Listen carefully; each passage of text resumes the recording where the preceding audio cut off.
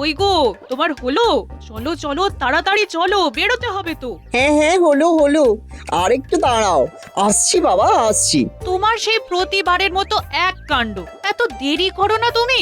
এখন না বেরোলে ঠিক সময় পৌঁছতে পারবো? চলো, আমি তৈরি। এইবার প্রায় এক সপ্তাহ আগেই শ্বশুর বাড়ি যাবো, কি বলো?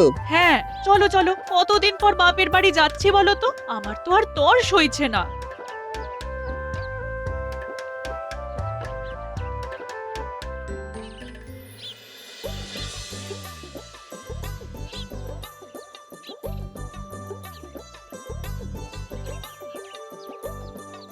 মা, মা, দেখো, এবার আমরা এক সপ্তাহ আগেই চলে এসেছি। তুমি বারবার বলো না এত কম সময়ের জন্য আসি, তাই এবার তাড়াতাড়ি চলে এলাম। ও মা, এই দেখো দেখো দেখো কে এসেছে, হ্যাঁ? আমার তো দেখেই মনটা ভরে গেল। হ্যাঁ, আয় আয় আয় আয়, এসো বাবা এসো, ঘরে এসো। হ্যাঁ, মা, এবার কিন্তু অনেক রকম খাবার খাবো। একেবারে কবজি ডুবিয়ে। তবে আজ চিংড়ি মাছের মালাইকারি খেতে খুব ইচ্ছে করছে। এবারে তো আমি একেবারেই খাটবো না, সব সময় আমি একাই খেটে মরি, আর উনি শুধু হুকুম করেন। মেয়ে জামাইটা তো ওনারও নাকি। কি হলো মা, চুপ করে আছো কেন? কি ভাবছো এত? আচ্ছা বাবা আচ্ছা, এই তাই হবে তাই হবে। বাড়িতে তো চিংড়ি নেই। মিনুর বাবা আসুক, এলেই আমি বলছি বাজার থেকে বড় বড় দেখে চিংড়ি কিনে আনতে। হ্যাঁ, আচ্ছা মা, এবার তাড়াতাড়ি এসেছি যখন, বহুদিন হলো কৃষ্ণনগরটা ঘুরে দেখা হয়নি। এবার তাহলে ঘুরে ঘুরে একটু নিজেদের মতন করে সময় কাটাবো। হ্যাঁ বাবা হ্যাঁ, নিশ্চয় নিশ্চয়। এখন আপাতত বিশ্রাম নাও, অনেক দূর থেকে এসেছো। হ্যাঁ,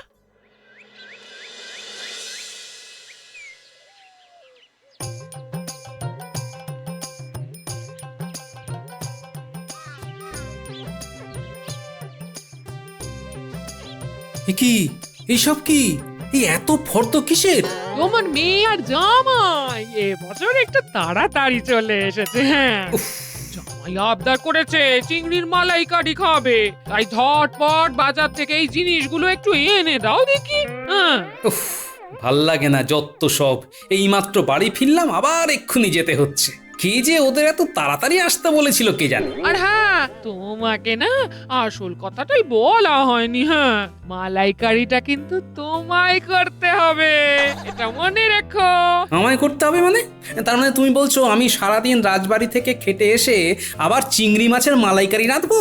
মানে এটাই যে প্রতিবার মেয়ে জামাই এলে আমাকে হাড় মাস কালি করে খেটে যেতে হয়, আর তুমি পায়ের ওপর পা তুলে হুকুম করো।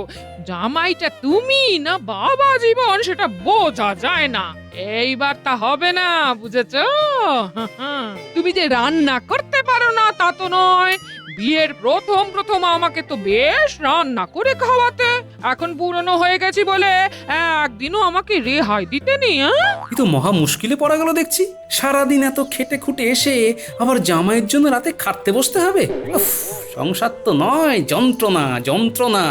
যন্ত্রণা কিছু না, এবার থেকে তোমাকেই এই কটা দিন রান্না করে খাওয়াতে হবে। হ্যাঁ, আমি অনেক হেসেল ঠেলেছি বাবা। ওহ,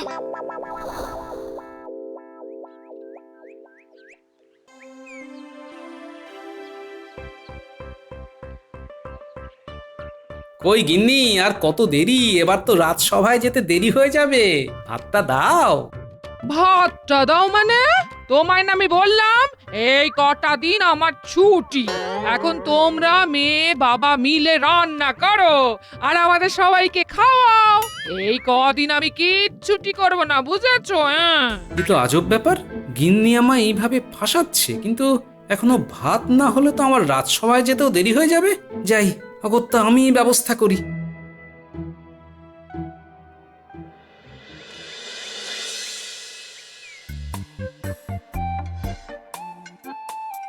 বাবা, আপনি রান্না করছেন? তাহলে আজ কিন্তু আপনার হাতের শুক্তো খাবো। অনেকদিন খাইনি। ভেবেছিলাম মায়ের হাতে খাবো, তা আপনি যখন রান্না করছেন আপনি না হয় করে খাওয়ান। হ্যাঁ, তা আবার খাওয়াবো না? ঘাড়ের উপর এসে বসেছে বেটা জামাই। হেহ, হ্যাঁ বাবা, তুমি যখন রান্না করছো তখন আমার জন্য একটু আলাদা করে লাউ চিংড়ি রেঁধো তো। আমাকে কি এরা শান্তিতে বাঁচতে দেবে না? লোকের মেয়ে জামাই এলে কত আনন্দ পায়, আর আমার হঠাৎ করে কে এভাবে হাত গুটিয়ে নেয়? একটু তো কাজে সাহায্য করতে পারে।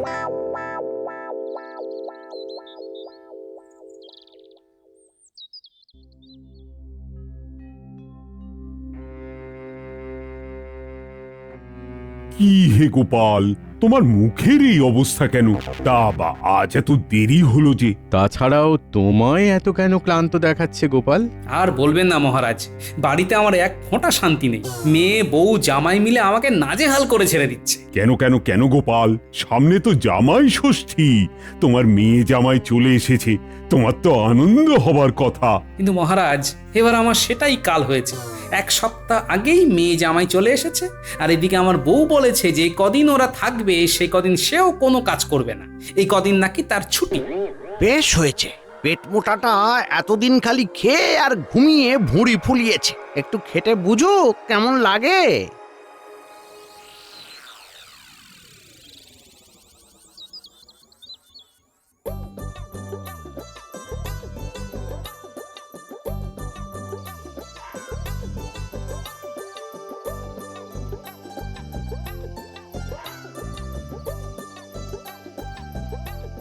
কই গিন্নি, খেতে দাও, বড্ড খিদে পেয়ে গেছে।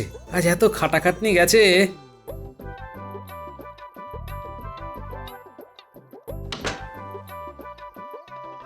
খেতে দাও মানে? হ্যাঁ?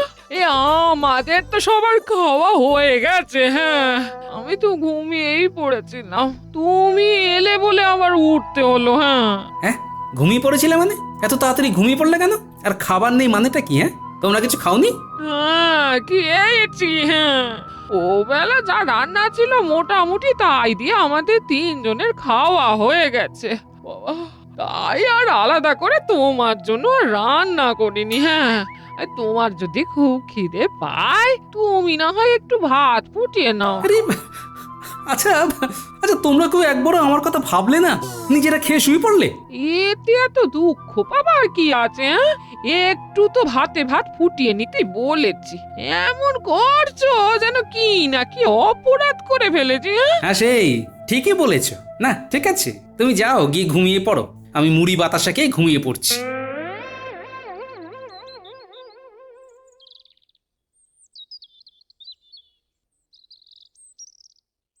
বাবা, আমার না অনেক দিন থেকে আমের আচার খেতে ইচ্ছে করছে। কেন, তোর মাকে বল না, বাড়িতেই তো আমের আচার আছে। না না, যে আচার ছিল না সেটা তো 3 দিন আগেই শেষ হয়ে গেছে। হ্যাঁ, ও আচ্ছা, ঠিক আছে।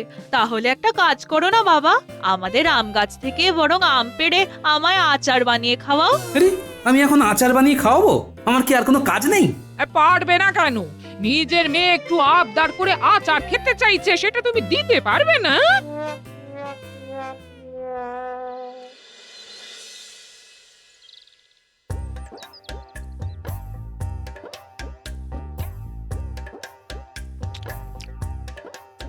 ওহ, দারুণ দারুণ হয়েছে তো। এবার থেকে এখানে এলে তোমার হাতেই আচার খাবো। আরো এক বয়াম আমার জন্য আচার করে রেখো তো, যাবার সময় নিয়ে যাব। বলছি শোনো, এই উঠোনটা একটু গোবর দিয়ে লেপে দিও তো রাজসভায় যাবার আগে। আর কদিন বাদেই তো জামাই ষষ্ঠী গো, উঠোন তো নিকোতেই হবে। হ্যাঁ, আমি এখন রাজসভায় যাব, তার আগে নাকি আমায় উঠোন নিকতে হবে? কেন, তুমি মিনু বাড়িতে বসে কি করবে কি? হ্যাঁ, কেন গো, এতদিন পরে মিনু এলো, ওকে নিয়ে আমি পুটির মার বাড়ি গল্প করতে যাব।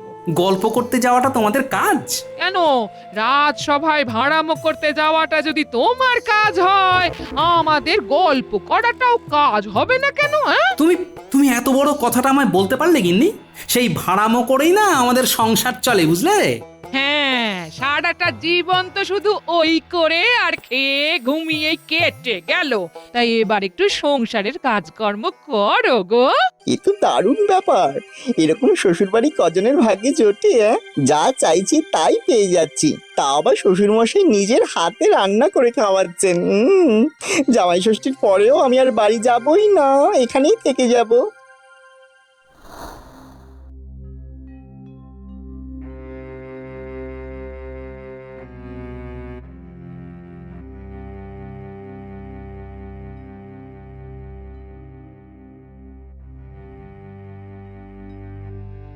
দাদু, তোমার এত কষ্ট কিসের গো? কি হয়েছে তোমার? মুখটা মুখটা কেমন যেন দেখে মন মরা লাগছে কেন গো? কি আর বলবো রে, বাড়িতে মেয়ে জামাই এসেছে। মেয়ে বউ মেয়ে জামাই তিনজনে মিলে আমাকে জ্বালিয়ে মারছে। এ বাবা, দাদু তোমার নিজের বাড়ির লোকজন এরকম করছে? তুমি মানুষের এত উপকার করো, কত ভালো মানুষ তুমি।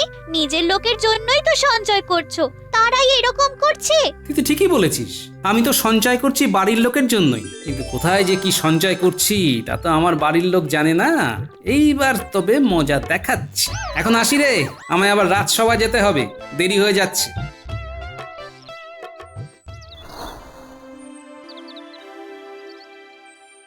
কি হে গোপাল, এখন তোমার বাড়ির অবস্থা কি?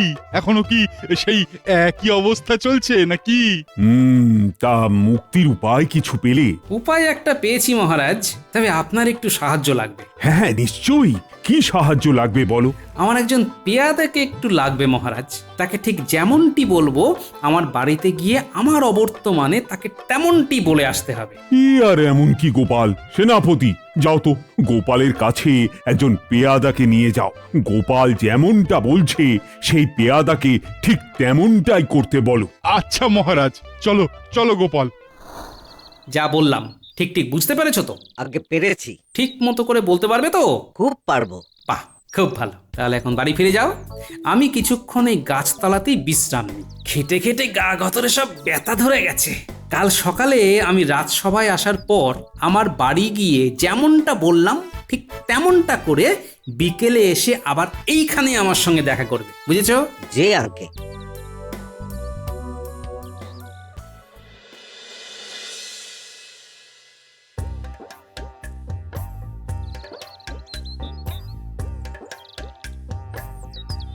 কি ব্যাপার এখানে? হ্যাঁ, আগে মহারাজ আমাকে পাঠিয়েছেন গোপাল ওর সঞ্চিত 1000 সোনার মোহরের জন্য কার নাম গোপাল মনোনয়ন করেছেন তা জানতে। আমি সেই খবরই নিতে এসেছি। তিনি তো ঘরে নেই, কিন্তু কি বললে? 1000 সোনার মোহর না কি জানো? বলি ব্যাপারটা কি একটু খুলে বলতে পারো? হ্যাঁ, আগে 1 বছর আগে গোপাল ওর জমানো 900 মোহর কোথায় আমানত করবে ঠিক করতে পারছিল না। তখন মহারাজ বলেছিলেন যে সেই সোনার মোহর তার কাছে বীমা করতে, এবং 1 বছর পর তিনি সুদ হিসাবে তাতে আরো 100 মোহর যোগ করবেন। ওরে বাবা, তার মানে তো 1000 মোহর। হ্যাঁ, কিন্তু এই বীমার শর্ত ছিল একটাই, এই 1000 মোহর গোপাল নিজে নিতে পারবে না, তাকে তার পরিবারের কোনো একজনকে মনোনীত করতে হবে, যার হাতে মহারাজ এই সম্পূর্ণ 1000 সোনার মোহর তুলে দেবেন। এখন সেই সময় পূর্ণ হয়েছে, তাই মহারাজ আমাকে পাঠিয়েছেন গোপালের কাছে। তিনি কাকে এই 1000 মোহর পাওয়ার জন্য মনোনীত করেছেন তা জানতে। এটা উনি তো এখন বাড়িতে নেই।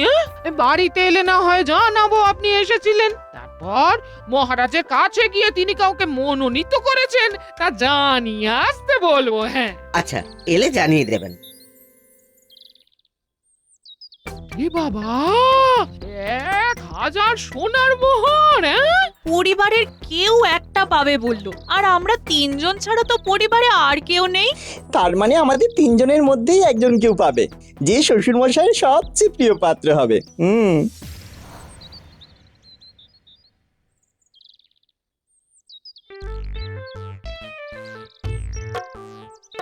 কি হলো গিন্নি, চোখে মুখে এত খুশি? তুমি নাকি শুনলাম বীমা করিয়েছো? হ্যাঁ, সে তো 1 বছর আগেই করিয়েছিলাম। অনেকগুলো টাকা পাবে বলো? হ্যাঁ, তা অনেকগুলো টাকাই পাবো, ভাড়ামো করেই টাকাগুলো জমানো কিনা। আর ভাবছি টাকাগুলো পেলে আমি অন্য জায়গায় গিয়ে বাড়ি করে থাকবো, বুঝলে? কারণ এখানে তো আমার কেউ আর দেখভাল করছে না, কেটে কেটে ক্লান্ত হয়ে যাচ্ছি, আর পারছি না, বুঝলে? এ মা, তুমি কেন খাটবে? আমি আছি কি করতে? আমি না তোমার বউ? কি খাবে বলো, শুধু এক্ষুনি রান্না করে খাওয়াচ্ছি আমি। বলো বলো। না না না মা, তোমারও তো বয়স হচ্ছে, তোমাদেরকে কাউকে কিছু করতে হবে না, আমি আজকে তোমাদের রান্না করে খাওয়াবো। এই শোন, তুই এখন পরের বাড়ির বউ, তোর এখন অন্য সংসার হয়েছে, তুই সেই সংসার সামলাতে যা। এটা আমার সংসার, আমায় কাজ করতে রে। হ্যাঁ, কেন মা, এটা কি আমার বাড়ি নয়? আর বাবাকে আমি রান্না করে খাওয়াতে পারবো না? আচ্ছা আচ্ছা, তোমরা তো ঝগড়া করছো কেন? তোমরা মা মেয়ে দুজনে মিলে রান্না করো, তাতে সমস্যা কি? ঠিক আছে, তাই হোক। আমরা দুজন মিলে আজকে তোমার জন্য রান্না করছি। হ্যাঁ,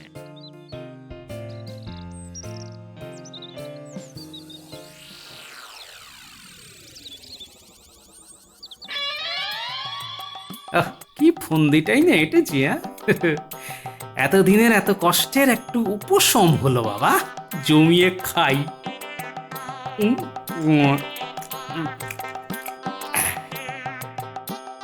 কাল তো জামাই ষষ্ঠী, আমার আর বাজার যেতে ইচ্ছা করছে না, বুঝলে? কালকে বিমার টাকাটা পেয়ে গেলেই চলে যাও। এখানে তো আমাকে আর কেউ খাওয়াবে না। কেন বাবা, আমি তো আছি, আমি সব বাজার করে আনবো, আপনি এত চিন্তা করছেন কেন?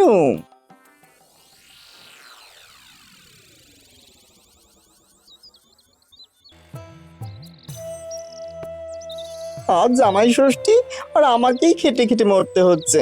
বাজার করছি, টাকা খরচ করছি, আমার কোনো গুরুত্বই নেই। ধুর।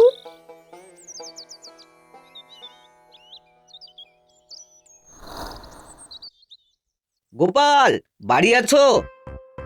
হ্যাঁ বলো, কি ব্যাপার? আজ আমার টাকা পাওয়ার কথা ছিল না?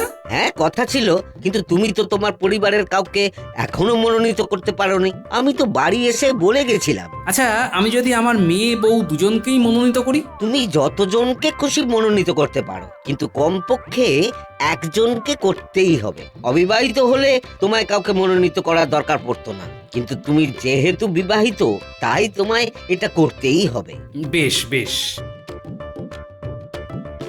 তুমি নিশ্চয়ই আমাকে মনোনীত করবে, হ্যাঁ? কি বলো? হ্যাঁ, বাবা, আমি না তোমার মেয়ে, আমার নামই নিশ্চয়ই বলবে তুমি। না না বাবা, আমার নামই বলবেন, তাই না বাবা? না, আমি একজনকেই মনোনীত করব। তোমাদের তো বলেইছি, এই বাড়ি ছেড়ে আমি চলে যাব, তারপর অন্য জায়গায় গিয়ে বাড়ি করে সুখে সংসার করব। তুমি আমাকে এই চিনলে? তোমার জন্য এত করেছি গো। আমার জন্মই হয়েছে তোমার সেবা করার জন্য। আমি তোমার ধর্ম সাক্ষী করা বউ, তুমি আমায় ছেড়ে চলে যাবে? হ্যাঁ, সেসব কথা পরে ভাবা যাবে, এখন আমার রাজসভায় যেতে হবে। আমি চললাম। বুঝলি মিনু, টাকার 50 ভাগ আমি নেব, আর তুই আর জামাই দুজনে 25 করে নিবি, কেমন? হ্যাঁ, ঠিক আছে।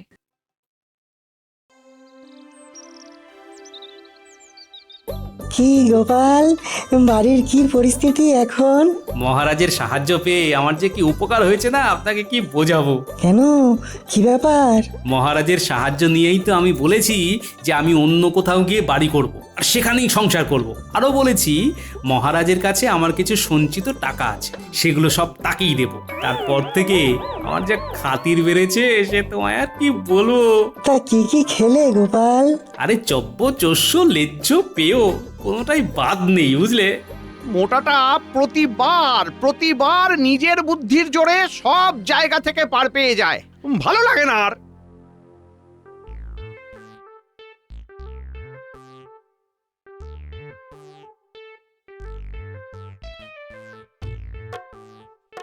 তুমি আমার টাকাটা নিয়ে এসেছো? হ্যাঁ, না, আমি টাকা আনিনি, একটু পর পেয়াদা এসে টাকা দিয়ে যাবে। ও আচ্ছা। কি গো, টাকাটা এনেছো? না না, আসলে একটু গন্ডগোল হয়েছে গোপাল। তোমার পাওনা টাকাটা তুমি 1 বছর পরে পাবে। আমাদের সময়ের হিসাবে একটু গন্ডগোল হয়ে গেছে। তুমি 1 বছর পরে ঠিক সময়ে টাকাটা পেয়ে যাবে, আর তার সাথে আরো অনেক বেশি সুদও পাবে। ও আচ্ছা, ঠিক আছে, আমাদের কোনো তাড়া নেই। গিন্নি, আমি এখন চান করতে গেলাম, বুঝলে? মিনু, এখন তো এমনিতেও টাকা পাবি না, এখন তাহলে কি করবি? হ্যাঁ, এখানে থাকলে প্রতিদিন যা খরচ হচ্ছে, নিজের টাকায় বাজার করতে করতে ফকির হয়ে যাচ্ছি। এক্ষুনি না পালাতে পারলে ভিখারি হয়ে ফিরবো। মা, এবার আমরা বরং এলাম। সে কি বাবা, এই জামাই ষষ্ঠীর দিন তুমি চলে যাবে বলছো কেন? তোমার বাবা আসুক, তোমায় খেতে দেবো যে। হ্যাঁ না মা, আবার বরং পরের বছর জামাই ষষ্ঠীতে আসবো। আমার একটা খুব গুরুত্বপূর্ণ কাজ মনে পড়ে গেছে। আজ এক্ষুনি বেরিয়ে যেতে না পারলে আর বাড়ি পৌঁছতে পারবো না। কেমন, চলি? মা, আমরা বরং এলাম। সাবধানে যেও, সব সাবধানে যেও।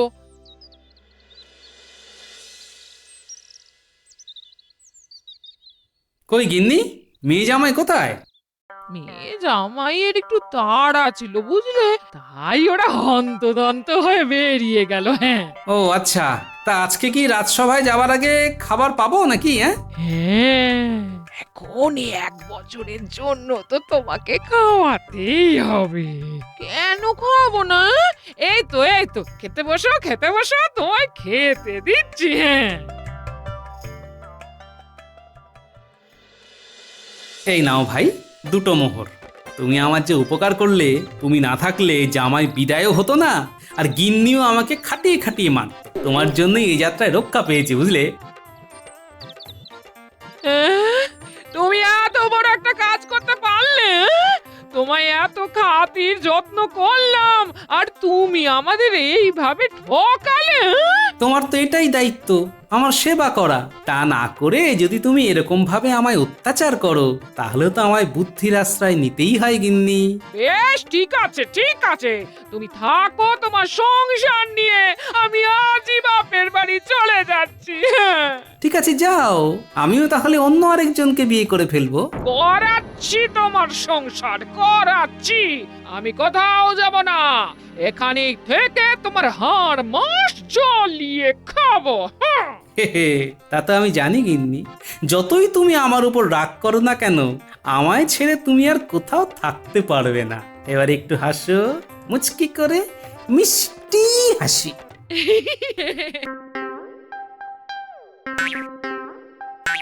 জাহাপনা, আপনি এত চুপচাপ কেন? কয়েকদিন ধরে দেখছি। তুমি একদম কোনো কাজের নয়। আমি কতদিন ধরে এইরকম চুপচাপ আছি, আর আজ তোমার নজর পড়লো? না জাহাপনা, নজর আমার অনেক দিন আগে থেকেই পড়েছিল। প্রত্যেকদিন ভাবি জিজ্ঞেস করব, কিন্তু কি উজির? কিন্তু ভয় পাই যদি আপনার চিন্তার ব্যাঘাত ঘটে। অজুহাত, শুধু অজুহাত। এবার বলুন জাহাপনা, আপনি এত চিন্তামগ্ন কেন? আমার কথায় সায় দেওয়ার লোক চাই। সে তো আমি দিই জাহাপনা। আমি আপনার কোনো কথা কখনো অমান্য করেছি? বলুন দেখি। তা করনি, তবে তুমি এই কথা কিছুতেই মানবে না, বাজি রাখলাম। কি কথা জাহাপনা, বলুন না। একবার বলেই দেখুন না। আচ্ছা, বলছি। উজির, কাল তোমাকে 100 ঘা চাবুক মারবো। সে কি জাহাপনা, আমার কি অপরাধ? তোমার কোনো অপরাধ নেই, আমার ইচ্ছে তাই মারবো। ঠিক আছে, আপনি যদি আমাকে চাবুক মেরে আনন্দ পান তাহলে মারতে পারেন। ও তাই? আচ্ছা উজির, তুমি নিশ্চয়ই আমার তলোয়ার চালানোর ক্ষমতা জানো? জানি জাহাপনা। আমি জানি তুমি তলোয়ার চালানোতে খুব দক্ষ। এসো, আজ তোমার সাথে তলোয়ার চালাই। না জাহাপনা, আমি আপনার ওপর চালাতে পারবো না। দেখলে, একটা কথা বললাম আর তুমি রাখলে না। তার মানে তুমি আমার কথায় সাই দিলে না। যাও, তুমি যাও, আমার চোখের সামনে থেকে চলে যাও। কেউ আমার কথায় সায় দেবে না, কিন্তু আমার কথায় সায় দেওয়ার লোক চাই।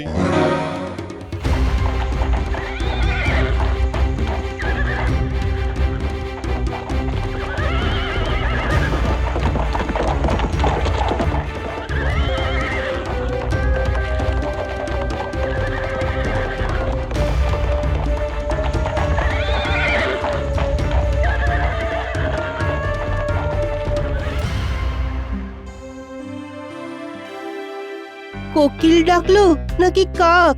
ফুলের গন্ধ ভরে নাক। চেতনায় আমি ডুবে আছি, সামনে দিয়ে উড়ে যায় মাছি।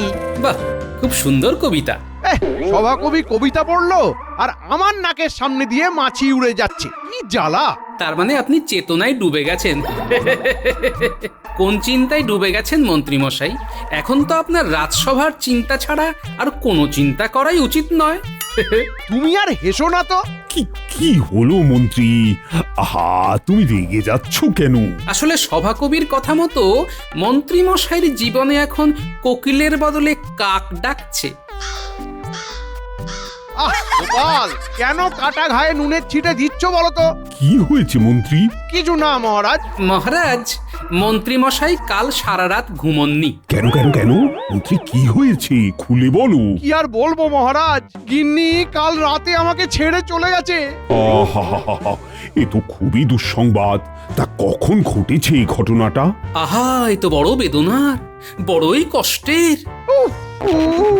বেদনায় ভরে গিয়েছে তার মন। মন্ত্রী মশাইয়ের এক কঠিন ক্ষণ। সে কি করে রাজবৈদ্যকে খবর দিয়েছেন মন্ত্রী মশাই? আহা, একা একা সব করলেন, আমাদের জানালেন না। এই খুব অন্যায় করেছো মন্ত্রী, তোমার কাছে আমি মোটেই আশা করিনি। আর মহারাজ, মহারাজ আপনারা যা ভাবছেন তা নয়। আমরা কি ভাবছি বলে মনে হয়? প্রণাম মহারাজ। বলো প্রহরী, কি সংবাদ? নবাব বাহাদুরের দূত আপনার সাথে কথা বলতে চায়। এই একেই বলে যেখানে বাঘের ভয় সেখানে সন্ধে হয়। মন্ত্রীর একটা জ্বালা নিয়ে জ্বলছি, এর মধ্যে আবার নবাব চলে এলেন। উফ, যাও যাও যাও, ডেকে আনো। আমি কি করি বলো তো? এই নবাব বাহাদুরের দূত এলেই না বুকে কাঁপন ধরে। ও মন্ত্রী, তোমার ব্যাপারটা দেখছি, আগে বরং নবাব বাহাদুরের দূতকে সামলে নি। মহারাজের জয় হোক। বলো, কি সংবাদ? মহারাজ, আমাদের জাহাপানা আপনার মন্ত্রী মশাইকে মুর্শিদাবাদে আমন্ত্রণ জানিয়েছেন।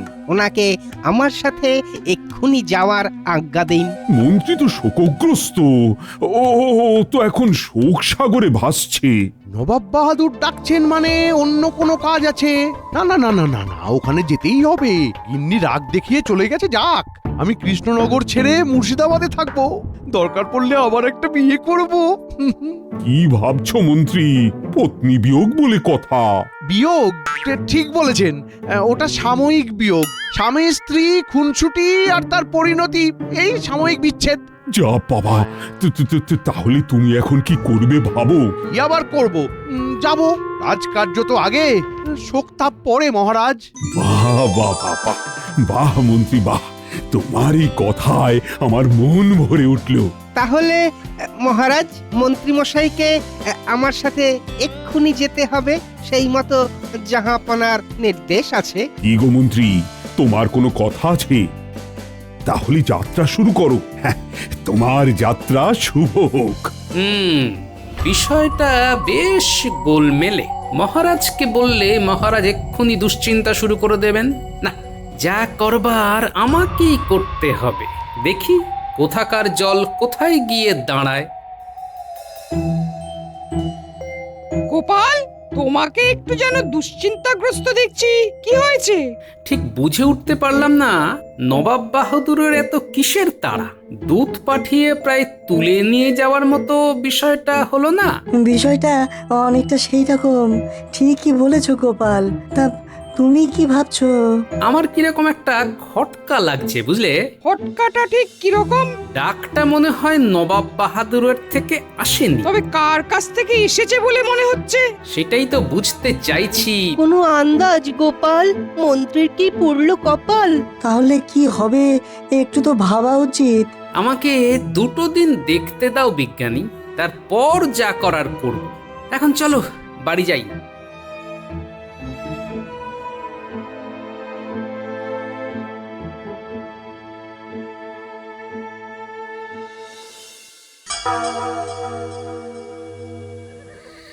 আচ্ছা, নবাবের কাছে না গিয়ে এখানে কেন নিয়ে এলে দূত? একটা মিথ্যাচার করতে হয়েছে বলে প্রথমেই মন্ত্রী মশাইয়ের কাছে আমি ক্ষমা চেয়ে নিচ্ছি। মিথ্যাচার? তার মানে? প্রয়োজনটা উজির মশাইয়ের। আমার কাছে এখনো পরিষ্কার নয় বিষয়টা। আমি কার আমন্ত্রণে এখানে এসেছি? আমার আমন্ত্রণে, আমার আমন্ত্রণে। আমি মন্ত্রী মশাইকে সব বুঝিয়ে বলছি। দূত, তুমি যাও, বিশ্রাম নাও। আমাকে নবাব বাহাদুর ডাকেননি? হ্যাঁ, বিষয়টা কি হলো? কেমন একটা ষড়যন্ত্রের গন্ধ পাচ্ছি। আমাকে আমাকে পরিষ্কার করে বলুন। নবাব বাহাদুর মনের মতো লোক পাচ্ছেন না। নবাব বাহাদুরের মনের মতো? বাবা বাবা বাবা, তার মানে নবাব বাহাদুর উজিরকেও মনের মতো ভাবেন না। ও তার মানে আমি উজির হতে পারি। বুঝলাম, তা আমাকে কি করতে হবে?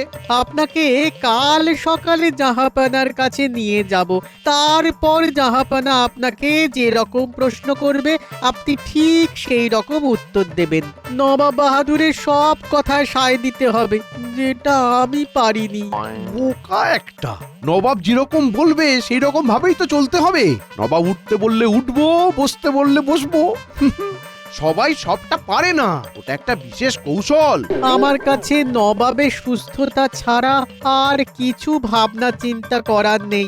নবাব যেভাবে আনন্দ পেতে চান আমি নবাবকে সেইভাবেই আনন্দ দেব। তাহলে কাল সকালে আমি নবাব বাহাদুরের কাছে যাব।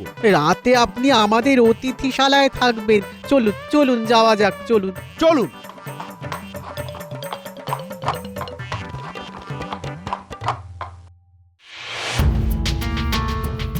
গোপাল, কালকের ব্যাপারটা আমার ঠিক বোধগম্য হলো না। নবাব বাহাদুর যেন ঘোড়ায় জিন দিয়ে এসেছিলেন, মন্ত্রীকে নবাবের দূত ঘোড়ায় উড়িয়ে নিয়ে চলে গেল। আর মন্ত্রী মশাইও ড্যাং ড্যাং করতে করতে চলে গেলেন। তাহলে কি করা যায় মহারাজ? মন্ত্রী মশাই কি কোনো বিপদে পড়তে পারেন? গোপাল, তুমি বলো না কি হতে পারে।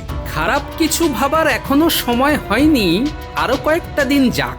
গোপাল, মন্ত্রী এখন সাময়িক বিচ্ছেদের মধ্যে আছে, ও এখন ওর মধ্যে নেই, ওর মাথা কাজ করছে না। আচ্ছা, এখন মন্ত্রী কি করছে?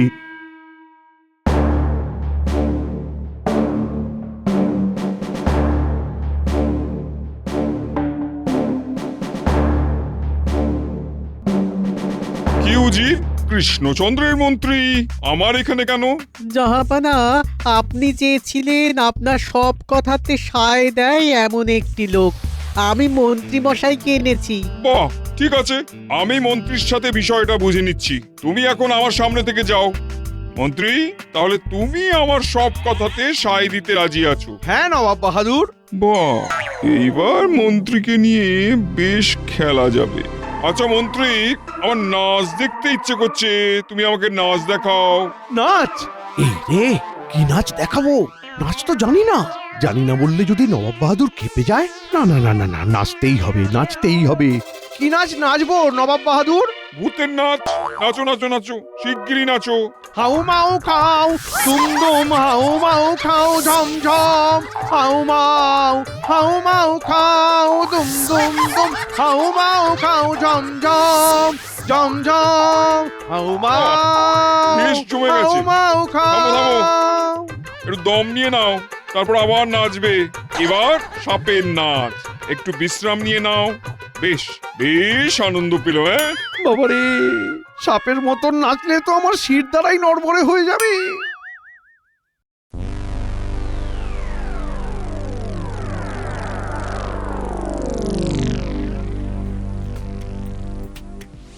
না না না, কোথাও কিছু গোলমাল হয়েছেই। মন্ত্রী মশাইয়ের জন্য চিন্তা হচ্ছে। কি গো, তুমি এত রাতে এইভাবে পায়চারি করছো? এ কি হয়েছে গো? মন্ত্রী মশাই নিখোঁজ, বুঝলে? এ কি গো, কি বলছো? মন্ত্রী মশাই নিখোঁজ?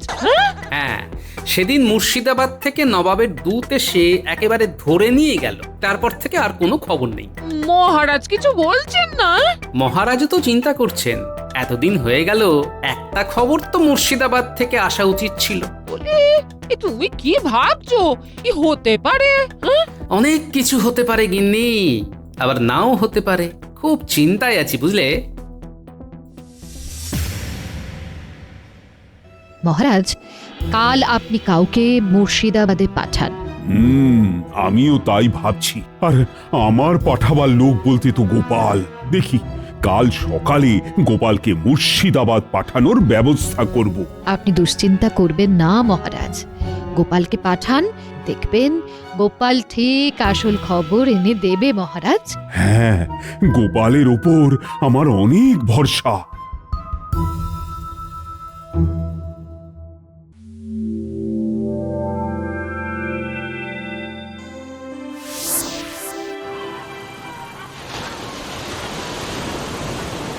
আমরা এখানে কেন এলাম নবাব বাহাদুর?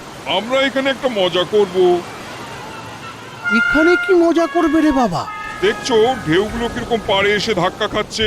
পাড়ে ঢেউ ভাঙছে আর ঢেউটা কিরকম ছড়িয়ে পড়ছে। ঢেউটা এসে আমার পা ভিজিয়ে দিচ্ছে। আপনার পায়ে এসে ওই ঢেউ ধন্য হচ্ছে।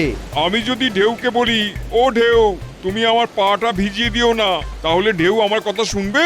শুনবে নবাব বাহাদুর, আপনি বলেই দেখুন না। হে ঢেউ, তোমরা আমার পাকে ভিজিও না।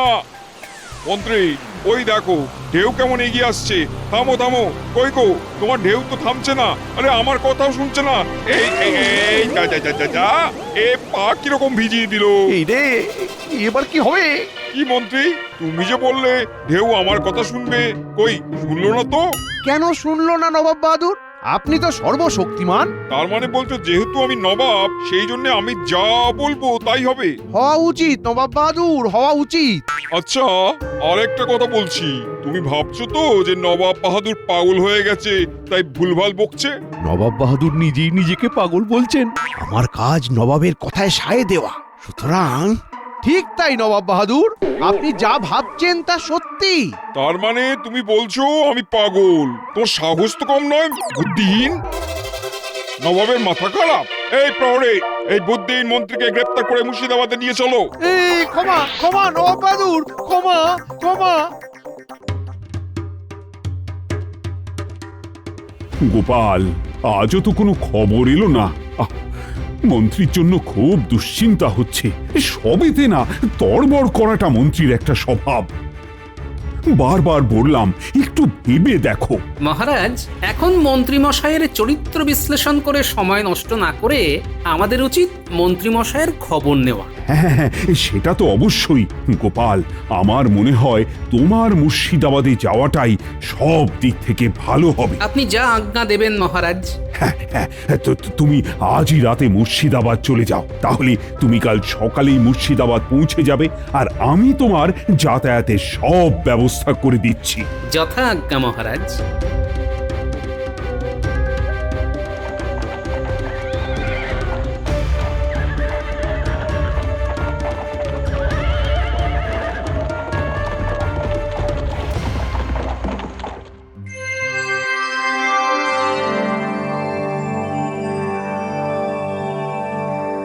কৃষ্ণচন্দ্রের মন্ত্রীটা মহামূর্খ, ওকে নিয়ে কিরকম ভাবে রাজ্য চালায় কে জানে।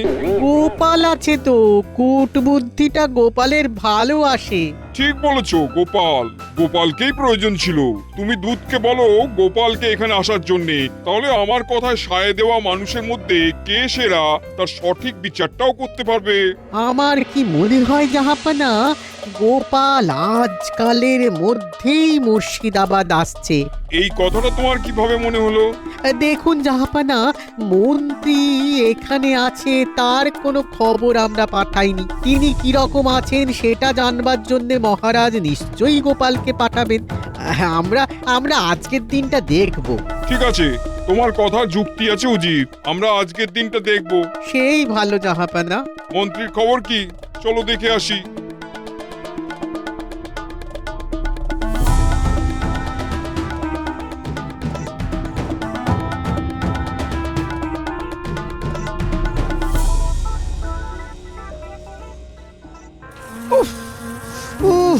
কি মশা কামড়াচ্ছে!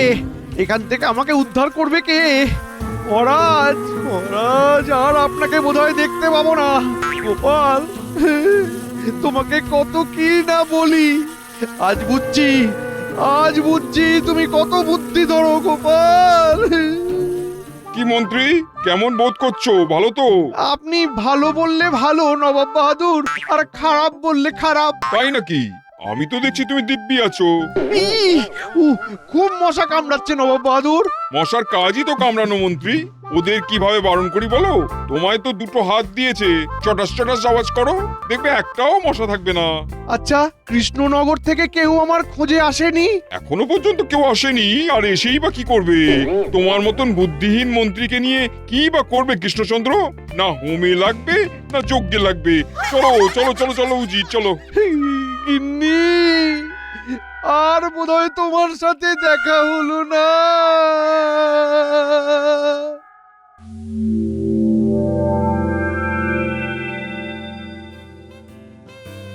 আজ একটু বাদেই তো গোপাল ঠিক পৌঁছে যাবে, কি বলো বিজ্ঞানী? হ্যাঁ, গোপালের পৌঁছাবার সময় হয়ে গেছে।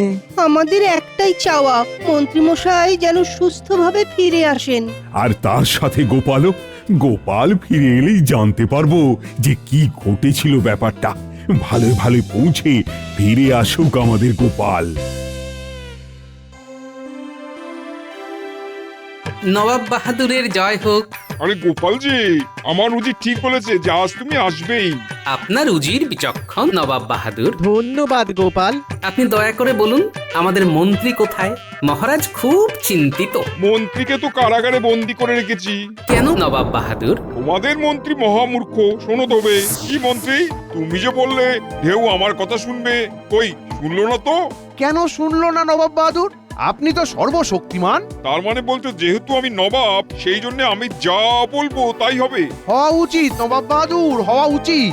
আচ্ছা, আরেকটা কথা বলছি, তুমি ভাবছো তো যে নবাব বাহাদুর পাগল হয়ে গেছে তাই ভুলভাল বকছে? নবাব বাহাদুর নিজেই নিজেকে পাগল বলছেন। আমার কাজ নবাবের কথায় সায় দেওয়া, সুতরাং ঠিক তাই নবাব বাহাদুর, আপনি যা ভাবছেন তা সত্যি।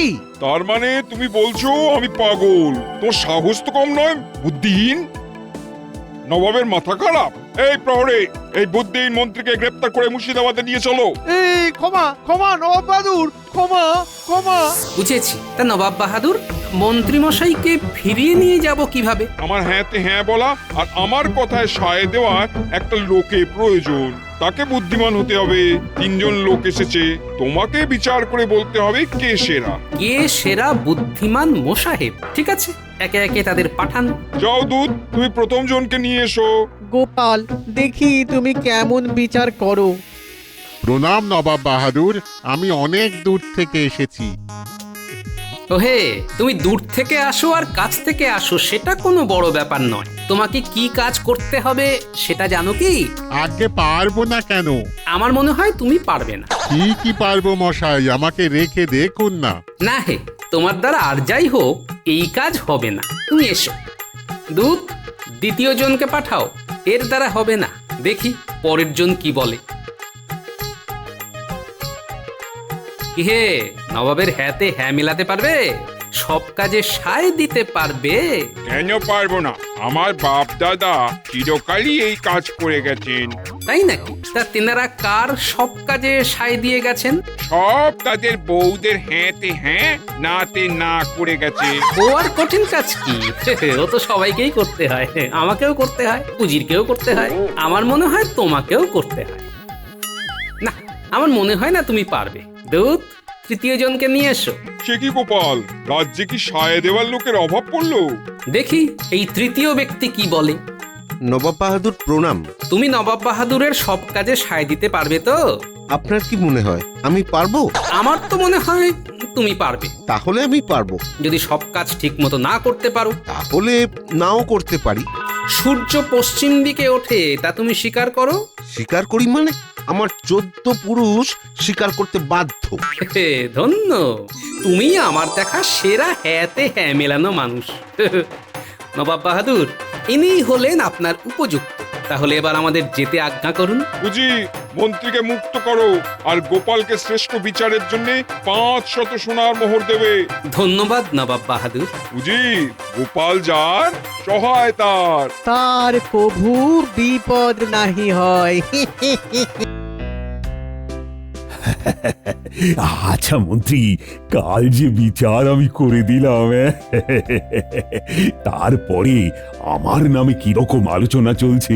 আলোচনা চলছে মানে সবাই ধন্য ধন্য করছে। তার মানে বিচারক হিসেবে আমি সফল। সে আর বলতে। মহারাজ, ওইভাবে বিচার করা সম্ভব নয়। তুমি বিচারের কি বোঝো গোপাল, যে মহারাজকে এই রকম ভাবে বলার সাহস পাও? একদম 100 ভাগ খাঁটি কথা বলেছেন। আমি সামান্য একজন ভাঁড়, লেখাপড়াও সেরকম করে করতে পারিনি। আমি আইনের কথা কি করে বুঝবো বলুন? তবুও সবার সাথে কথা বলতে বলতে এইটুকু বুঝেছি যে কঠিন জীবনে কখন কাকে কোন বিচারে ফেলে দেয় তাকেও আগাম বলতে পারে না মহারাজ। আবার তুমি বড় বড় কথা বলছো গোপাল। তোমার ওই বড় বড় কথাগুলো তোমার নিজের কাছেই রাখো। মাঝে মাঝে তোমার কিছু ভক্ত যারা তোমাকে জ্ঞানী গোপাল ভাবে তাদেরকে শুনিও। মূল কথাটাই মন্ত্রীমশাই বুঝলেন না, না বুঝে গোপালকে যা নয় তাই বলে গেলেন। থামো তো মন্ত্রী, থামো থামো। কিছু কিছু মানুষ থাকে যারা একটু বেশি কথা বলে, নিজেদের জাহির করতে চায়। আরে ওদের কথা বলাটুকু কেড়ে নিলে ওরা কি করে বাঁচবে?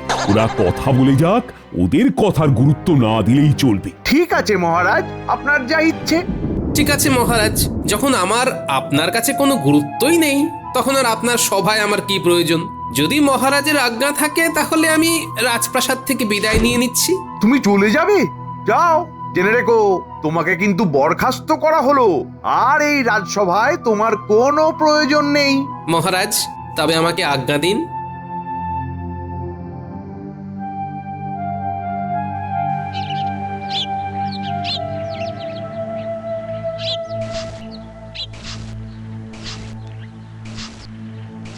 কি গো, বলি তুমি চলে এলে যে? তোমার শরীর টরীর খারাপ হলো নাকি? না না, শরীর খারাপ হবে কেন? শরীরের জায়গায় ঠিকই আছে। তবে চলে এলে যে? এই তো কিছুক্ষণ আগে গেলে। আসল কথা বললে তো এক্ষুনি দুশ্চিন্তা করবে। আসল সত্য না বলে অন্য কিছু বলতে হবে। চুপ কেন? কি বলবো বলো তো, বলে তুমি বিশ্বাস করবে? বলো, কেন চলে এলে? অনেকদিন ধরে মন করছিল তোমাকে নিয়ে একটু তীর্থে যাব গিন্নি। সেটা নিয়ে ভাবতে ভাবতে দিলাম মহারাজকে বলে। ওমা, তা শুনে মহারাজ কি বললেন? তা শুনে মহারাজ বললেন, তা গোপাল যাও, দিন কয়েকের জন্য গিন্নিকে নিয়ে ঘুরে এসো। ওমা, তাই বললেন মহারাজ? তা কোথায় যাবে বলে ঠিক করেছো? শুনুন শুনুন শুনুন, মহারাজের আদেশে আজ থেকে গোপাল ভাঁড়কে রাজসভা থেকে বহিষ্কার করা হলো। গোপাল ভাঁড়ের সাথে রাজসভার আর কোনো যোগাযোগ থাকবে না। শুনুন শুনুন শুনুন। মানে? মানে মানে এটাই সত্য, কখনো চাপা থাকে না। তুমি আমাকে মিথ্যে কথা বললে? আমি ভাবতে পারিনি গো যে মহারাজ এইভাবে কৃষ্ণনগরের মানুষকে জানিয়ে দেবেন। তুমি আমাকে মিথ্যে কথা বললে? কি হয়েছিল বলো? বলবো গিন্নি, সব বলবো।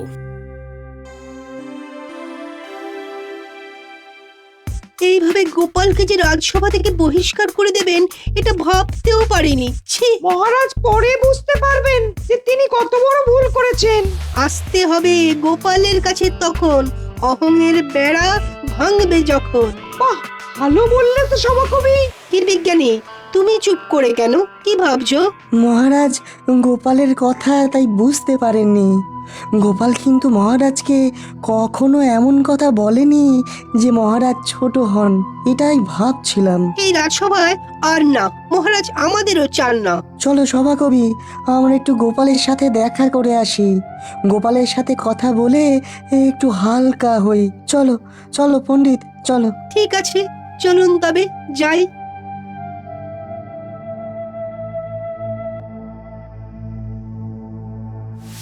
এই বেশ ভালো হলো, কি বলেন মন্ত্রীমশাই? নিজে যেচে পড়ে বংশদণ্ড নিজের ঘাড়ে নিয়েছে।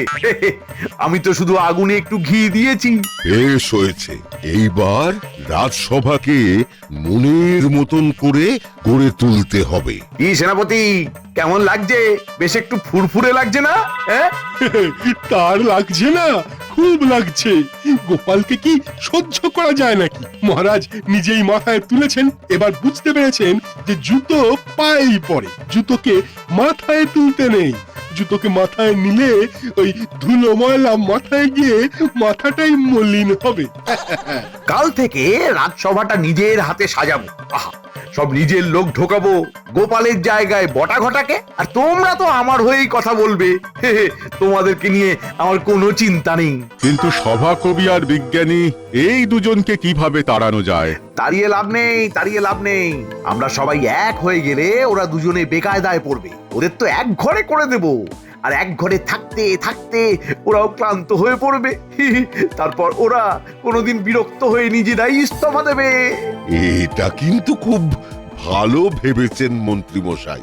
আরে আমি তো মন্ত্রী, ভাবাটাই আমার কাজ, আর এই ভাবি বলেই মহারাজ আমাকে বেতন দেন। আরে সবাই বলো দেখি কোথায় যাচ্ছে? খুব সহজ প্রশ্ন মন্ত্রী মশাই, ওরা কুটকচালি করতে গোপালের বাড়ি যাচ্ছে। কি ঠিক বলেছি তো? হ্যাঁ ঠিক বলেছো। কাল রাজসভায় জিজ্ঞেস করব সভাকবি আর বিজ্ঞানীকে। এখন সবাই যে যার বাড়ি যাও, আমাকে এখন বটা ঘটার বাড়ি ছুটতে হবে। কাল ওদের মহারাজের সাথে একটা দেখা করিয়ে দেব। একটা দেখা হয়ে থাক। হ্যাঁ হ্যাঁ, ওদের কাজের খুব প্রয়োজন। আসুন আসুন, ওদের বলে আসুন। যাই, আবার কাল সকালে রাজসভায় দেখা হবে।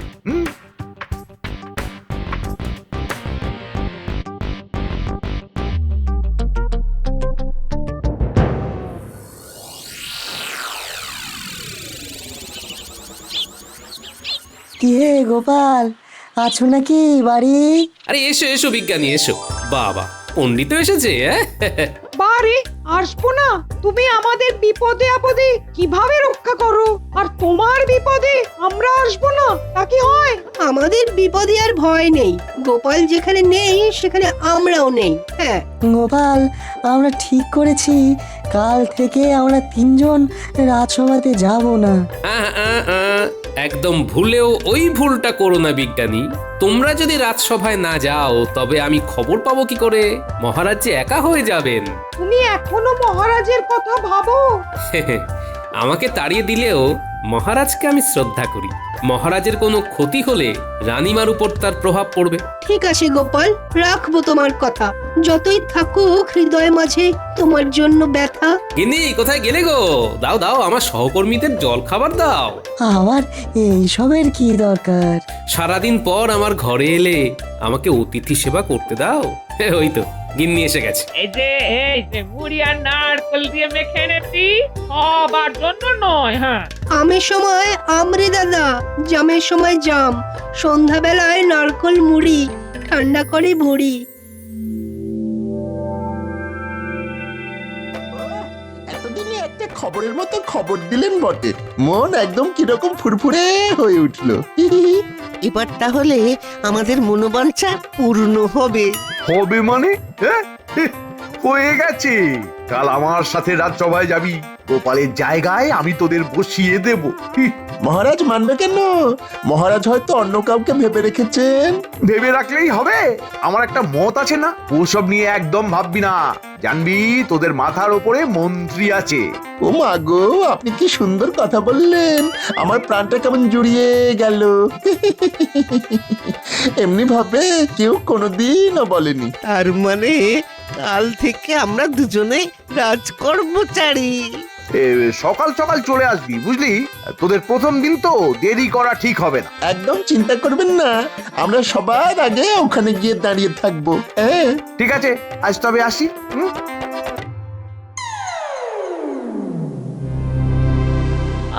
মহারাজ, আপনি আর কত ভুল করবেন বলতে পারেন?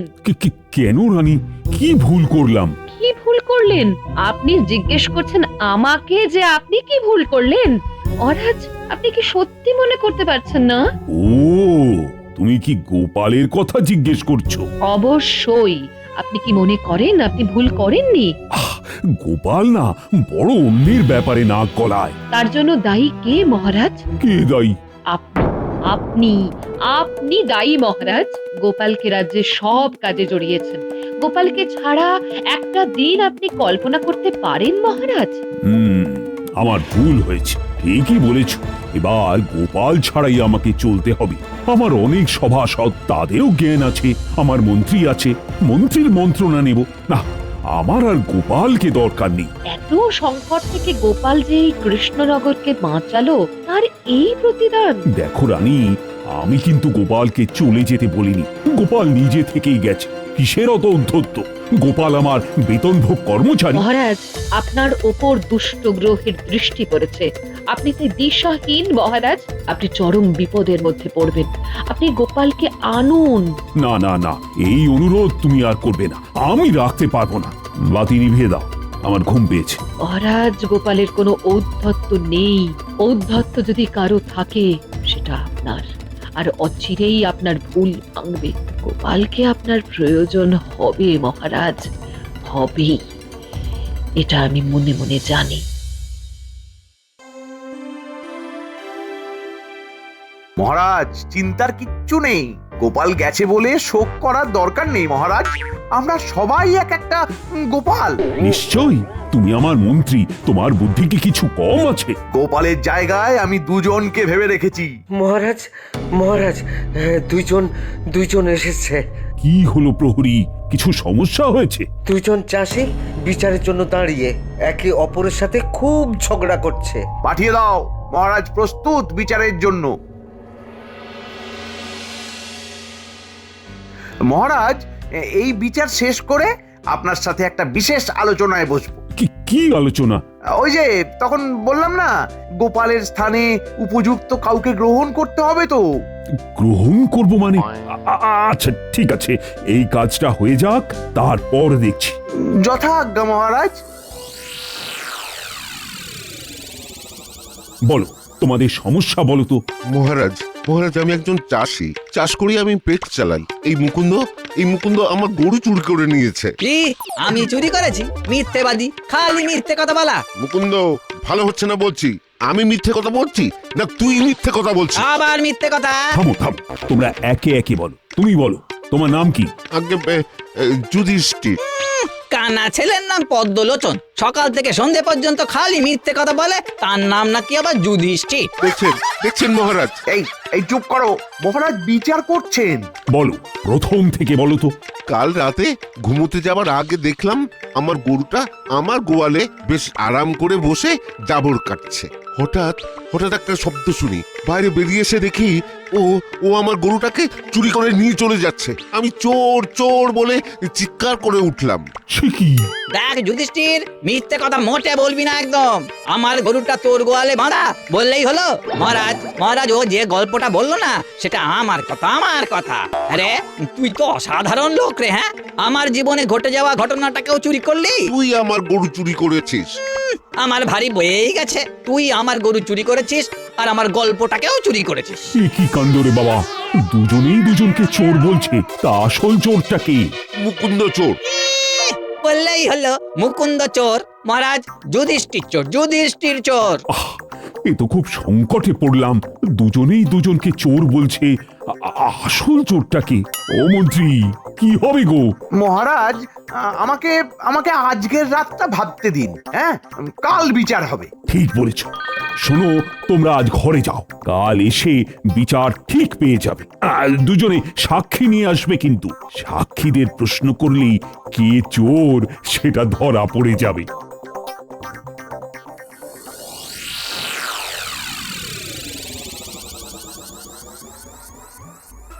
তাহলে আজ এই ঘটনা ঘটেছে।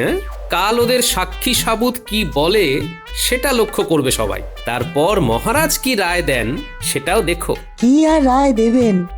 আমি দায়িত্ব নিয়ে বলছি, কালকেও এই রায়দান মুলতবি থাকবে। হ্যাঁ, মহারাজ ধরতেই পারবে না। নিন সবাইয়ের জন্য মুড়ি মাখা। হ্যাঁ গোপাল বউ, তুমি একদম নিশ্চিন্তে থেকো। হ্যাঁ, গোপালের ডাক পড়লো বলে। মন্ত্রী, বাদী আর বিবাদী দুপক্ষের কথা শুনে আজ আমাদের রায় দান করতে হবে। আগে হ্যাঁ মহারাজ। তাহলে বিচার পর্ব শুরু করো। যুধিষ্ঠির, না তুমি শুরু করো। কি আর বলবো মহারাজ, ওই রাতের বেলা গরু চুরি করে নিয়ে বেরোবার সময় হাতে নাতে ধরা পড়ে যায়। আমি ওকে জড়িয়ে ধরে চিৎকার করে উঠি। তারপর সবাই এসে দেখে। মুকুন্দ, এবার তুমি তোমার কথা বলো। নতুন আর আমি কি বলবো? আমার কথাগুলো তো ওই সত্যবাদী যুধিষ্ঠির চুরি করে বলে দিল। মহারাজ, বিচার আপনার হাতে। সাক্ষীদের ডাকো। গরু চুরি মামলার সাক্ষী হাজির হও। এসে গেছি মহারাজ। তোমার নাম কি? আমার নাম সাধু। সেদিনের ঘটনা বলো, যা দেখছো সত্যি বলবে কিন্তু। ঠিক আছে মহারাজ, সব কিছু সত্যি বলবো। সেদিন রাতে প্রচন্ড হাঁক ডাক শুনে ঘর থেকে বেরিয়ে দেখি দুজনকে জড়িয়ে ধরে চোর বলে চিৎকার করছে। তুমি চুরি করতে দেখোনি? না মহারাজ। হয়ে গেল। দ্বিতীয় সাক্ষীকে ডাকো মন্ত্রী। কি যে হচ্ছে কিছুই বুঝতে পারছি না। দ্বিতীয় সাক্ষী হাজির হ।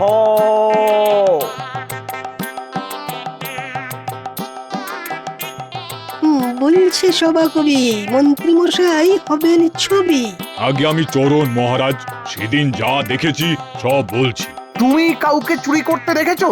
চুরি করতে তো দেখিনি, আমি চিৎকার শুনে বেরিয়ে এসে দেখি দুজনে দুজনকে ধরে চিৎকার করছে চোর চোর বলে। যা বাবা, কেউ তো কাউকে চুরি করতে দেখেনি।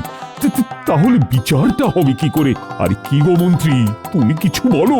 মহারাজ মহারাজ আমার সব গুলিয়ে যাচ্ছে, আমার সব গুলিয়ে যাচ্ছে, আমার মাথা কাজ করছে না মহারাজ।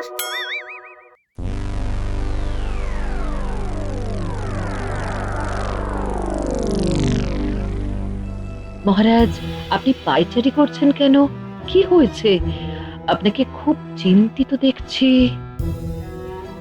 আর বলো না রানী, খুব সংকটে পড়েছি। কিভাবে যে এই সংকট থেকে উদ্ধার পাবো সে জানি না। কি সংকট? আমি সেটা জানতে চাইবো না মহারাজ, ওটা আপনার বিষয়, কারণ আপনি রাজা। আমি শুধু আপনাকে একটা কথা মনে করিয়ে দিতে চাই, এই সংকট থেকে উদ্ধার পেতে কি গোপালের প্রয়োজন? গোপাল? না না, গোপাল কি করে আসবে? ও তো আমার রাজসভা ত্যাগ করেছে। আবার মন থেকে ডাকুন, লোক পাঠান মহারাজ, দেখবেন গোপাল ঠিক চলে আসবে। তুমি কি বলছো আমি ঠিক বুঝতে পারছি না। আমাকে গোপালের বাড়ি লোক পাঠাতে হবে? আপনি যদি সংকট থেকে মুক্তি পেতে চান, তবে আপনার মনের অহংকারকে সরিয়ে রেখে গোপালের বাড়িতে লোক পাঠিয়ে ওকে কাল রাজসভায় ডাকুন মহারাজ। আর সংকট যদি জিয়ে রাখতে চান, তবে আপনার অহংকারকে নিয়েই থাকুন। মহারাজ, রাত হলো। হ্যাঁ, ঠিক বলেছ রানী। আমি কাল সূর্য ওঠার সাথে সাথে গোপালের কাছে লোক পাঠাবো।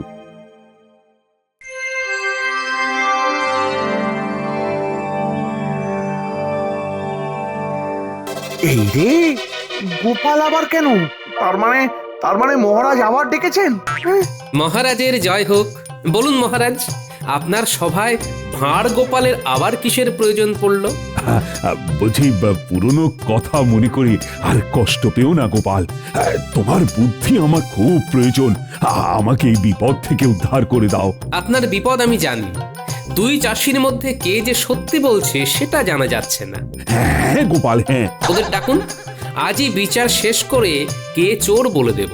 ডাকুন মহারাজ ওদের। প্রহরী, ওদের নিয়ে এসো।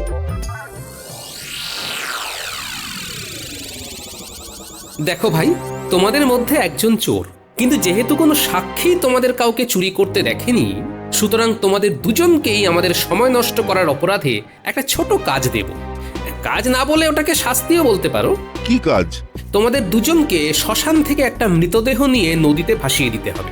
তোমাদের জন্য একটা মৃতদেহ সাদা কাপড়ে ঢাকা দিয়ে রাখা থাকবে। তোমরা দুজন মিলে সেই মৃতদেহটাকে কাঁধে করে খালি পায়ে নদীতে ভাসিয়ে দেবে। এই আজ তো অমাবস্যা, অন্ধকার। ওরে বাবারে, কিচ্ছু করার নেই। আমি ধরে নিচ্ছি যে তোমরা দুজনেই চোর। এই শাস্তিটা মাথা পেতে নিতেই হবে। ঠিক আছে, তাই হবে।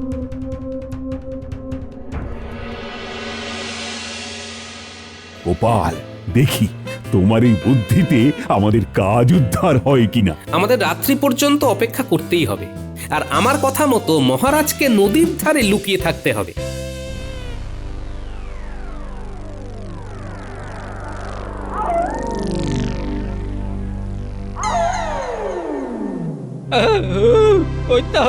ওই তো সাদা চাদরে ঢাকা মৃতদেহ। এই সবের জন্য দায়ী তুই। একদম মিথ্যে কথা বলবি না। তুই আমার গরু চুরি করতে গিয়ে ধরা পড়েছিস। হ্যাঁ, এখন কার না কার মৃতদেহ কাঁধে করে বয়ে নিয়ে যেতে হবে। তোল। ওরে বাবা, খুব ভারী। এবার চল চল।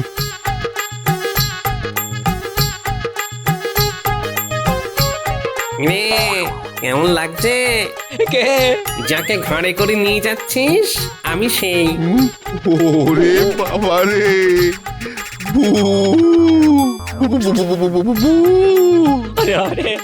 আমাকে ছেড়ে দাও। ওরে নামিয়ে রেখে চোর চোর। চুপ, আমায় নামালেই আমি ঘাড়া মটকাবো। চল, আমাকে নদীতে ভাসিয়ে দিবি, চল। না না না না না, নামাচ্ছি না, আমার ঘাড় মচকিও না। এবার বল দেখি তোদের মধ্যে চোর কে? মিথ্যে বলিস না, কারণ আমি জানি কে চোর। ভূতের চোখকে ফাঁকি দেওয়া খুব অসম্ভব। আমি শুধু আসল চোরের মুখ থেকে শুনতে চাই, না বললে এক্ষুনি ঘাড় মটকে দেব। আমি চুরি করেছি, আমি চোর। ঠিক আছে, এবার আর তোর কোনো ভয় নেই। এবার আমাকে নদীর কাছে একটু নামিয়ে রাখ। নদীর ধারে এই ফুরফুরে হাওয়ায় আমি আমার ভূত জন্মকে সার্থক করি। নামিয়ে রাখলাম। মহারাজ, এই যুধিষ্ঠির হলো চোর। আপনি যুধিষ্ঠিরকে কারাগারে বন্দি করুন। তার মানে আপনি ভূত নন? না রে হতভাগা, আমি গোপাল। গোপাল, তোমার তুলনা একমাত্র তুমি। আর হ্যাঁ, আজ একটা জিনিস বুঝলাম, এই কঠিন জীবন কখন কাকে কোন বিচারে ফেলে দেয় সেই কথা কেউ আগাম বলে দিতে পারে না। তাহলে এই বিচারকে কি বলা যায়? গোপাল হলো ভূত বিচারক।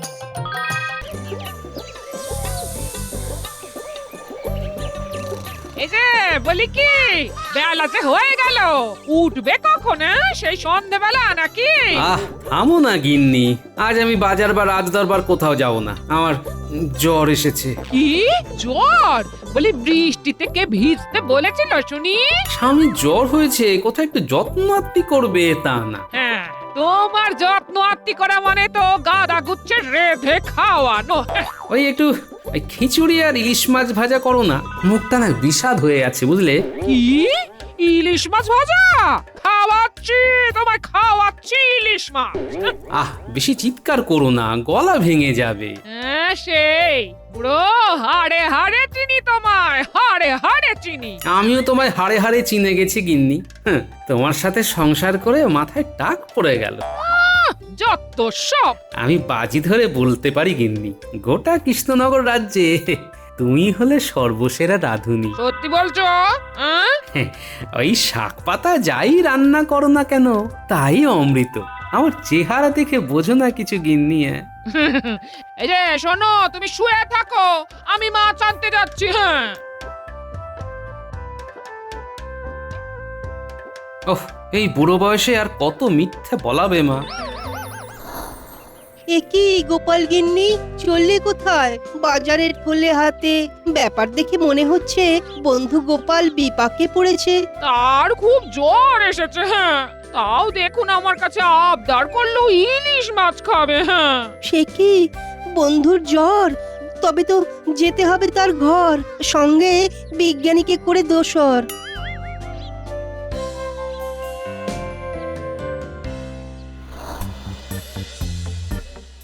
গোপাল, ও গোপাল, শুনলাম ধুম জ্বর এসেছে। ও দাঁড়াও, আসছি। তোমার গিন্নি বললেন তুমি জ্বরে কাবু, তাও খাবে না সাবু। খেতে চেয়েছো ইলিশ মাছ, তাই ওনাকেই বাজার যেতে হচ্ছে আজ। কিন্তু আমি ভাবছি অন্য কথা। কি গোপাল, তোমার কি খুব মাথা ব্যথা? আমার মাথা ব্যথা? কি তোমার কি হলো? আমার মাথা ব্যথা মন্ত্রীকে নিয়ে। সে যে কি করবে। ও, কি করবে তা তুমি ধরতেও পারবে না, পাক্কা ধুরন্ধর। সে বেটা অতি ধুরন্ধর। গোপালের অনুপস্থিতিতে মহারাজের মাথা চিবিয়ে খাবে কড়মড়। শিগগিরই চলো, আমরা এখন দরবারে যাই, দেখি গিয়ে মন্ত্রীর নতুন ধানাই পানাই। আসি গোপাল। হ্যাঁ, তোমরা এসো এসো, আর পাজিটা বাড়াবাড়ি করলে খবর দিও। মহারাজ, গোপালের ধুম জ্বর, তাই সে দরবারে আসতে পারবে না আজ। জ্বর না ছাই, সভায় না আসার বাহানা। মন্ত্রী মশাই, না জেনে ফুট কাটবেন না। গোপালের তো কাজের মধ্যে দুই, শুধু খাই আর শুই। আর তোমার যেমন সব ব্যাপারে বাজি বকা। আগে কি বললেন মহারাজ? নিশ্চয়ই আমার প্রশংসা করলেন। আপনি তো গুণধর, অতি গুণবান, তাই আপনার গুণের প্রশংসা না করে কোথায় যাবেন আমাদের মহারাজ? হ্যাঁ, ঠিকই তো। মহারাজ, দরবার শুরু করলে ভালো হয়, অহেতুক শুভ লগ্ন বয়ে যাচ্ছে। গোপাল তো এমনিতেও কাজের নয়, ওকে নিয়ে কথা বলে আর সময় নষ্ট করবেন না। হ্যাঁ মন্ত্রী, সব কাজ তো শুধু তুমি একাই করো। না না মহারাজ, এভাবে সত্যি কথা বলে আমায় লজ্জায় ফেলবেন না। ইস, গোপাল কদিন আসবে না। আহ, বিপদ হলে যে কি হবে। ভালো হয়েছে গোপাল কদিন আসবে না, এই সুযোগটাকে কাজে লাগাতে হবে। এ কি রানী, এমন উদাস কেন? কিছু না, মন ভালো নেই মহারাজ। কি হয়েছে? আমি স্বপ্ন দেখলাম যে আপনি আমার জন্যে মণি মাণিক্য বসানো একখানা ভারী সুন্দর সোনার হার গড়িয়ে এনে গলায় পরিয়ে দিচ্ছেন। ভোরের স্বপ্ন সত্যি হয়, বলুন মহারাজ। সব সময় সব স্বপ্ন সত্যি হয় না রানী। এই স্বপ্ন সত্যি হতেই হবে মহারাজ, আমার এমন একখানা হার চাই চাই। এখন যে কি করি, এতগুলো মোহর খরচা কি চারটিখানি কথা? আমি আপনার রানী, আমায় আপনি ভীষণ ভালোবাসেন সেটা আমি জানি, তাই তো গড়িয়ে দেবেন হার। দারুণ কপাল আমার। সে আর বলতে রানী, কি যে আনন্দ হচ্ছে তা কেবল আমি জানি।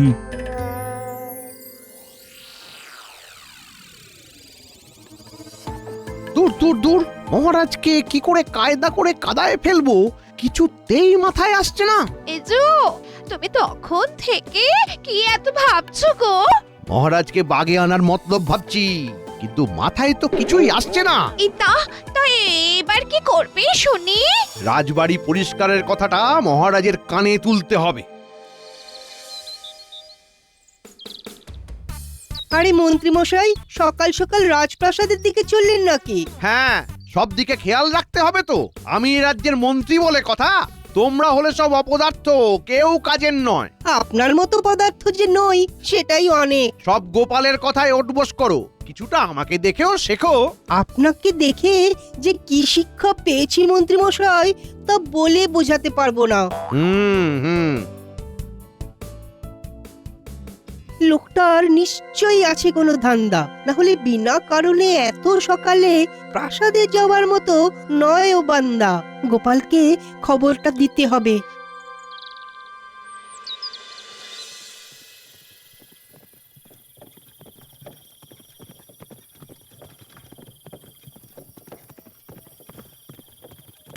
জাহাপানা, আমি কিছুতেই স্থির হয়ে বসতে পারছি না। কেন, তোমার পশ্চাতে আবার কি হলো?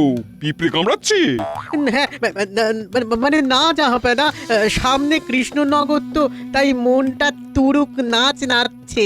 মানে তোমার কথাটা আমার মাথার উপর দিয়ে চলে গেল, এই ঠিক বুঝতে পারলাম না। আগে জাহাপানা, পরিষ্কার করে বলছি, ফেরার পথে একবার এখানে নামবেন নাকি? বহুদিন কৃষ্ণচন্দ্রকে হেনস্থা করা হয় না। ও তাই বলি, আমার কেমন একটা বদহজম লাগছে। যতদিন না আপনার কবজায় কৃষ্ণনগর আসছে ততদিন এমন অনুভূতি হবেই।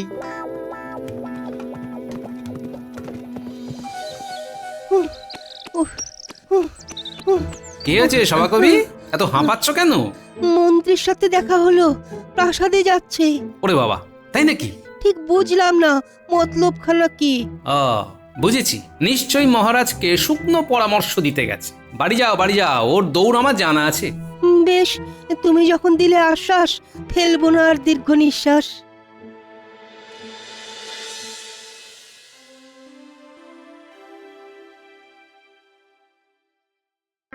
হে ভগবান, রানীকে হারের স্বপ্ন না দেখিয়ে ভয়ের স্বপ্ন দেখাতে পারলে না।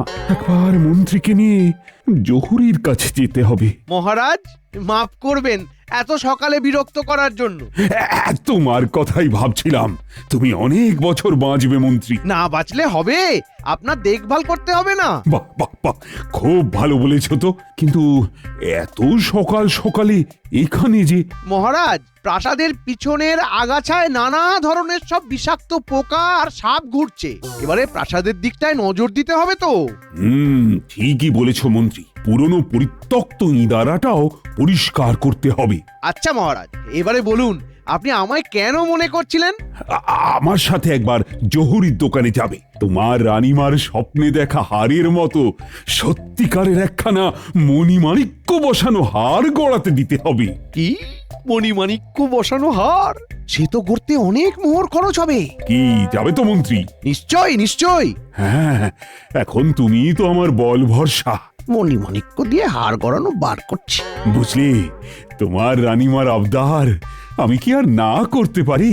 বেতন বাড়াতে বলে বলে আমার মুখের থুতো উঠে গেল, সেদিকে ভ্রুক্ষেপই নেই। তাহলে কখন যাবে মন্ত্রী? আগে সভা শেষ হলেই যাব মহারাজ।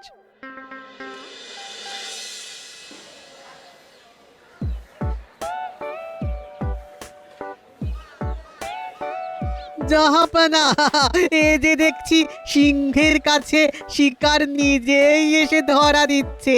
কেন বলো তো?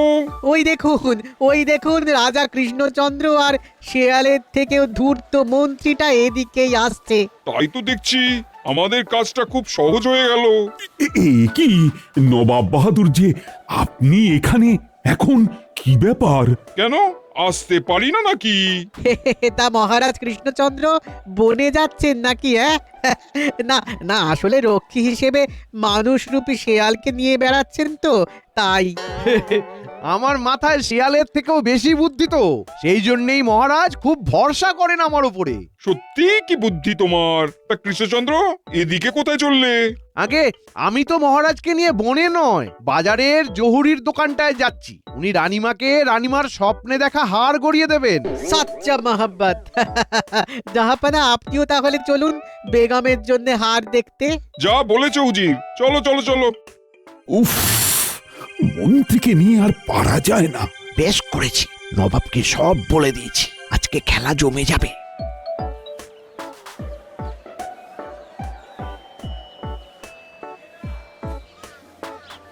মহারাজ, নবাব বাহাদুর, আপনাদের দুজনকেই প্রথমে আমার তৈরি করা কিছু হার দেখাচ্ছি। এই না পছন্দ হলে বলবেন, আবার নতুন হার বানিয়ে দেবো। বেশ বেশ, দেখাও দেখাও। আরে বাহ বাহ, জহুরি, এই হারটা তো বেশ সুন্দর। তা কত মোহর গো? হ্যাঁ তাই তো, খুব সুন্দর। কত মোহর? আগে নবাব বাহাদুর, এই হারটা আমি রানীর জন্য আগেই পছন্দ করেছি। কি মুখে মুখে কথা? আমি বাংলা নবাব। এত স্পর্ধা দেখিও না নবাব বাহাদুর, এই হারটা আমাকে নিতে দিন। একটা চুনোপুটি হয়ে বোয়াল মাছের সাথে লাগতে এসেছো। লাগ লাগ লাগ, এই সুযোগ পরিস্থিতিটা আরো বিষিয়ে দিই। তাহলে হারটা কাকে দেব বলুন? আপনি কিছুতেই দমবেন না মহারাজ, এটা আপনি আগে পছন্দ করেছিলেন।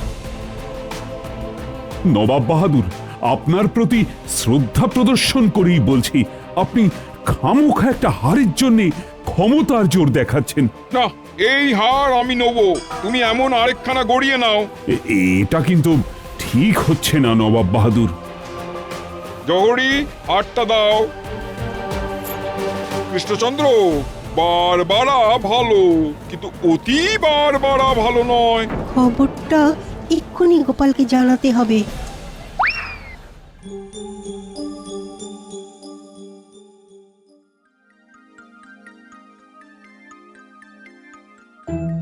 তুমি এসেছো গোপাল, আমাকে বাঁচাও গোপাল। পরিস্থিতি খুব গরম। আচ্ছা, পরিস্থিতিটা এত গরম হলো কি করে মহারাজ? আপনি তো বিবাদে জড়িয়ে পড়ার মানুষ নন। আরে আমি তো হারটা দিয়েই দিচ্ছিলাম, মন্ত্রী উপদেশ দিল না দমতে, তাই অমন হয়ে গেল। বুঝলাম, মন্ত্রী ইচ্ছে করেই মহারাজকে নবাবের বিরুদ্ধে উস্কে দিয়েছে, যাতে নবাবও খেপে যান আর মহারাজও ফ্যাসাদে পড়েন। কি ভাবছো বলো তো গোপাল? কিছু বুঝলে গোপাল? মন্ত্রীর নিশ্চয়ই কোনো মতলব আছে। না, আমাকে ওর উপরে চুপি চুপি নজরে রাখতে হবে। কিছু বলো গোপাল। আপনি ভয় পাবেন না মহারাজ, আমি আছি। তবে এখন একটু আসছি।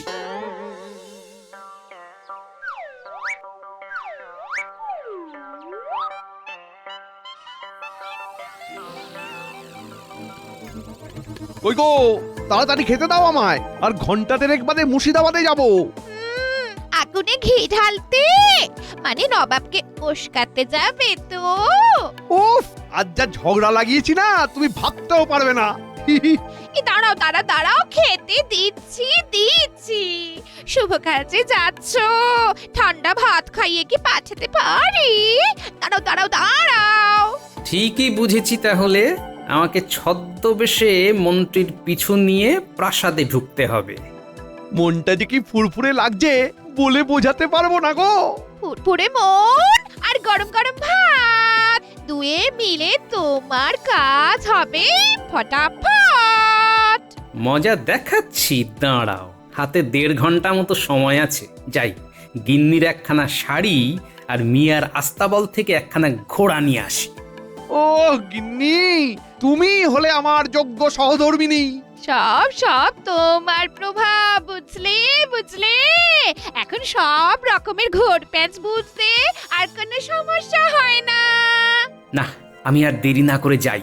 শাড়ি পরে স্ত্রীর ছদ্মবেশে প্রাসাদে না ঢুকলে তো জানতেই পারবো না ওরা ঠিক কি ফোন দিয়ে আসছে।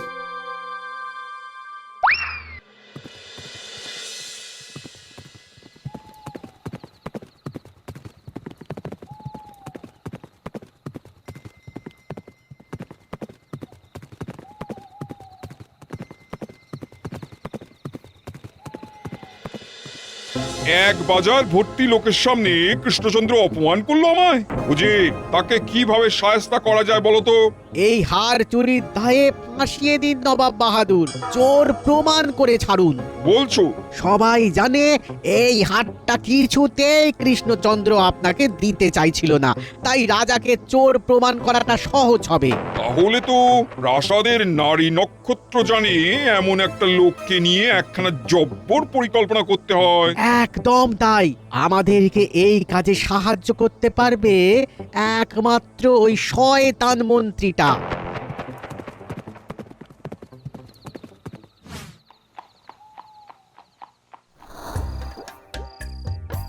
কি তুমি এত রাতে প্রাসাদে কি করতে এসেছো? নবাবের কাছে যাব, মজলিসের ব্যাপারে কথা